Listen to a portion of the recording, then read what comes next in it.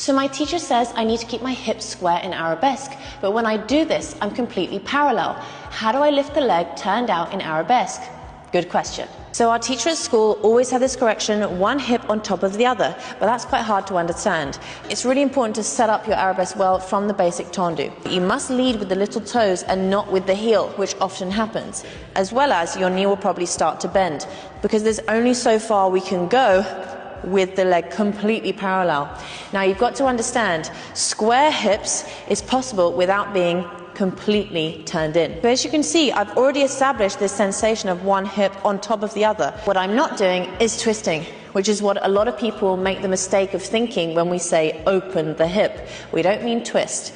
So we have this sense of the base of glute really opening, but notice and watch my hip bones, they don't actually move. I'm not actually changing the direction of them, accessing the deep rotators. Now as I lift, this area won't need to move as much or at all. Keeping it really, really still, and that can only happen if you've opened the hip enough to access that muscle to then lift and gain some height. Otherwise, if we're completely parallel, the pelvis is going to tilt.